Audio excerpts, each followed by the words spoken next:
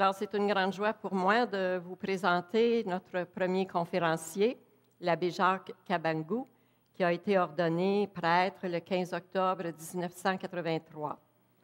L'abbé Jacques détient une maîtrise et une licence en théologie dogmatique ainsi qu'une maîtrise en religion et culture.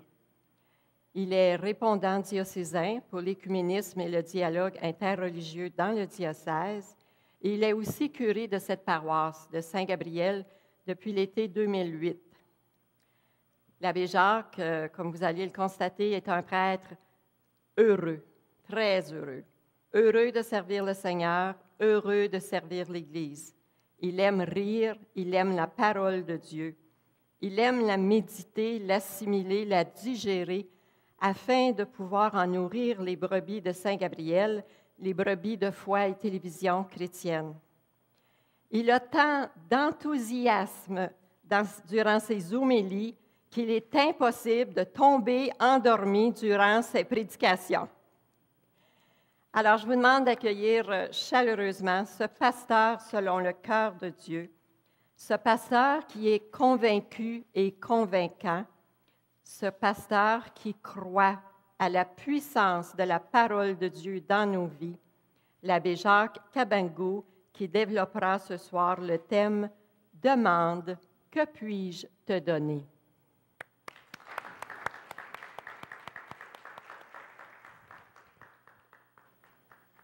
Alors, je disais que j'étais très content, très heureux de me retrouver devant vous.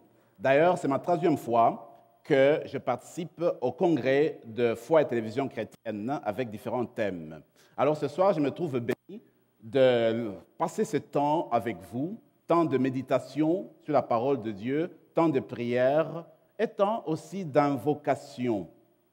Je me dis, en fait, ce qu'il faudrait, c'est savoir que nous avons besoin d'être évangélisés nous-mêmes d'abord. Avant de sortir de nous-mêmes pour rejoindre les autres, nous avons besoin de loger en nous la parole de Dieu. Quand on l'a logée, on l'a assimilée, alors nous serons en mesure de sortir, d'aller la partager avec les autres. Donc, c'est important de commencer l'évangélisation d'abord par nous-mêmes.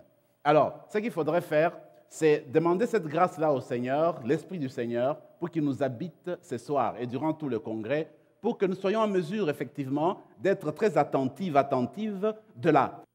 sa parole, mais surtout de savoir la loger en nous. Pour l'évangéliser après comme missionnaire, parce que nous devons sortir après pour aller parler aux autres commissionnaires. J'ai une conviction. Il me semble que Dieu voudrait faire de l'humanité sa famille. Et nous, chrétiens, chrétiennes, nous sommes ces missionnaires pour annoncer au monde cette bonne nouvelle de l'esprit de famille que Dieu veut implanter dans le cœur de chacun, de chacune d'entre nous. De la fraternité universelle que Dieu veut planter ici sur la terre. Et nous, donc, nous sommes ces missionnaires et nous sommes appelés à le faire. Donc, c'est une bonne nouvelle que nous sommes appelés à transmettre continuellement. Tant que nous vivrons sur la terre, nous aurons toujours ce devoir-là, cette mission-là à accomplir. Alors, je me rappelle très bien, vous le connaissez, le passage de Luc 24, où il s'agit des disciples d'Emmaüs, vous vous rappelez, c'est après la résurrection. Alors, ce qui se passe, c'est que les 2 disciples qui sont partis au soir de la résurrection, fatigués, découragés, et ils sont retournés chez eux à Emmaüs. Ce qui se passe, c'est que l'étranger Jésus va à leur rencontre. Il va à leur rencontre et il se met à leur écoute. C'est quoi qui vous tracasse? Quels sont vos problèmes? Quelles sont vos préoccupations? Quels soucis avez-vous? Qu'est-ce qu'il y a? Dites-le-moi.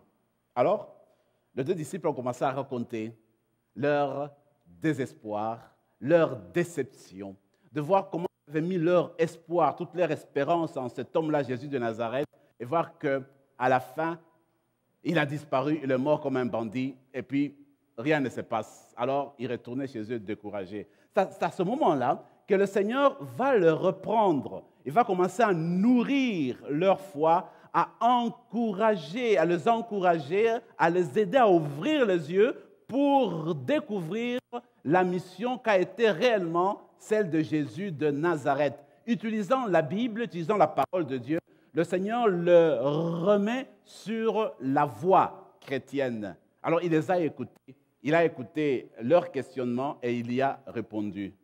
Je me suis dit, durant ce congrès, nous allons faire la même chose que les disciples d'Emmaüs. Nous allons présenter nos questionnements au Seigneur.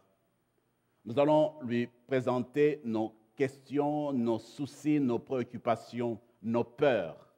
Nous allons lui demander de nous faire sortir des tombeaux de la peur, des tombeaux de découragement, des tombeaux des inquiétudes. Et lui, si nous nous mettons à son écoute, alors il saura comment nous répondre petit à petit et comment répondre à nos problèmes, comment nous apporter la guérison spirituelle, comment nous apporter la guérison corporelle. Quand on se met à son écoute, sa parole agit en nous. Le thème est magnifique. Lise l'a introduit au début. C'est un thème magnifique parce que nous le connaissons très bien. Il vient de l'Évangile. Vous le trouvez dans les synoptiques. Mais on peut prendre l'Évangile de Marc, Marc 10, au verset 51. C'est l'histoire de l'aveugle Bartimée. Hein? Alors que Jésus sortait de Jéricho, vous vous rappelez, et il était suivi d'une foule immense. Et devant lui se met à crier un aveugle qui était au bord du chemin. Comme il était aveugle, pauvre, il ne pouvait pas se mettre au milieu du chemin, il était à l'écart. Alors il se met à crier, « Jésus, fils de David, aie pitié de moi! Jésus, fils de David, aie pitié de moi! » Il l'a fait 3 fois. Puis Jésus se retourne et dit, « Faites-le venir. » Et il t'a écouté, il demande de te parler. C'est ainsi qu'on amène l'aveugle. Et le texte dit, il avait un manteau sur lui, pouf, il jette le manteau, il se met en branle, il se met à courir pour aller vers le Seigneur. Alors le Seigneur dit, « Que veux-tu que je fasse pour toi? » Voilà le thème de notre congrès. « Que veux-tu que je fasse pour toi ?» Il pose la question à l'aveugle Bartimée. Il dit, « Rabouni, que je vois. » Alors le Seigneur lui dit, « Que cela arrive selon ta foi. Parce que tu as cru en cela, que moi je peux le faire, eh bien, tu vas retrouver ta vue. » Alors, voilà que l'aveugle a été guéri. Mes amis, vous et moi, nous allons demander au Seigneur de nous ouvrir les yeux, de faire que nos yeux se dessillent, qu'on puisse voir mieux et qu'on puisse comprendre davantage le thème que je propose et qui se relie à ce thème principal qui est « Que veux-tu, Seigneur, que veux-tu que je fasse pour toi ?» Et le thème que j'ai choisi, c'est un thème magnifique et que je vais proposer, c'est celui qu'on trouve dans 1 Roi, au chapitre 3, 5, verset 5, qui dit, au fait, demande, que puis-je te donner? Il y a beaucoup de traductions, c'est en train de dire, que veux-tu que je fasse pour toi? C'est la même chose. Qu'est-ce que tu veux que je te donne? De quoi as-tu besoin? Demande, je vais le faire tout de suite. Que veux-tu que je fasse pour toi? Alors, ces thèmes-là, on le trouve donc dans le premier livre de Rois, au chapitre 3, et c'est l'histoire de Salomon. Nous connaissons bien l'histoire de Salomon, et parce que nous avons l'habitude de continuer d'être tout le temps en contact avec la Bible, certainement, nous connaissons cette histoire-là. Alors, ce qu'il faudrait faire, il faut replacer cette parole du Seigneur, parce que c'est Dieu qui parle à Salomon, qui dit, demande. Que veux-tu que je fasse pour toi? Demande, et puis je te le donne tout de suite. C'est quoi que tu veux? Salomon, voyez-vous, venait d'être élu roi. Mais il a un peu peur, il est jeune, il est très jeune. Et il sait qu'il va remplacer son père, David, qui était un roi magnifique, un roi resplendissant, un roi d'une grande renommée, qui avait réuni le royaume d'Israël et le royaume de Juda. Il les a mis ensemble et il de le remplacer. C'est ainsi que ce problème-là le travaillait continuellement. Ça le travaillait.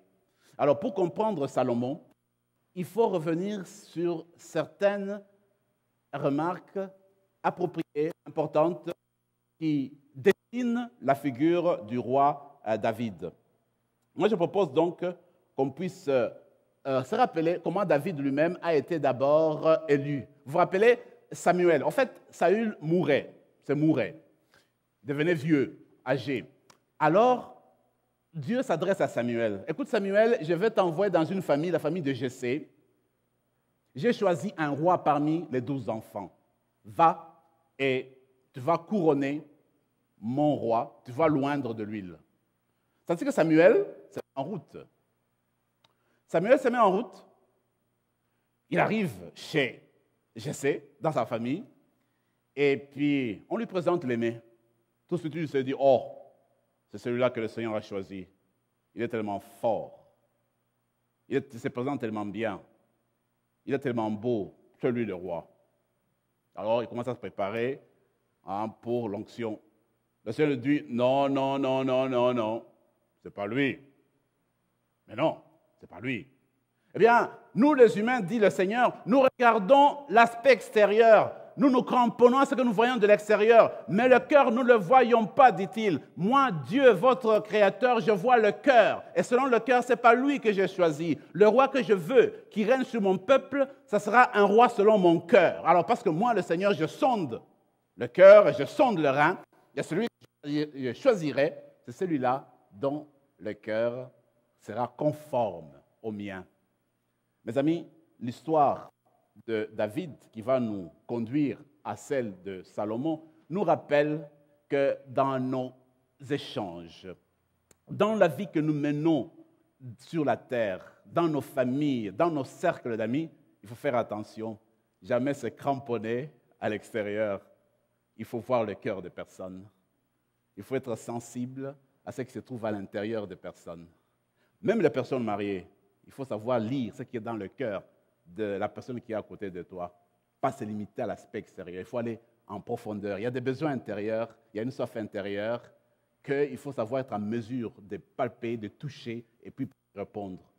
Donc, ce qui arrive, c'est que, alors on amène David. Alors David arrive jeune, il venait de paître le troupeau, il retournait à la maison pour le souper. Alors le Seigneur dit à Samuel, c'est celui-là. Et Samuel va oindre David, qui sera, comme nous le savons, roi en Israël. Mais qu'est-ce qui va se passer alors? Alors, quand le Seigneur l'a pris, il va devenir roi. Dès qu'on lui fait l'onction, l'Esprit, dit-on, s'est effondré sur lui. L'Esprit du Seigneur est descendu sur David, qui a commencé déjà, à ce moment-là, à avoir les qualités appropriées pour devenir roi d'Israël. Et puis, vous savez, c'est bien l'histoire de David avec Goliath. Alors que tout le monde connaissait Goliath, le Philistin, tout le monde qui avait une bonne renommée, un homme imbattable, puissant, et voilà que le petit David, un jeune garçon, arrive à le vaincre grâce à la puissance de Dieu, à l'appel de Dieu. Alors, nous, dans notre vie, on a des Goliaths, on a des choses où on se dit, moi, je ne sais pas comment je vais résoudre ce problème-là, je ne sais pas comment je vais m'en sortir, parce que Goliath devant moi est tellement fort que je vais se laisser tomber les bras. Mais non. Quand on est avec le Seigneur, comme il a été avec David,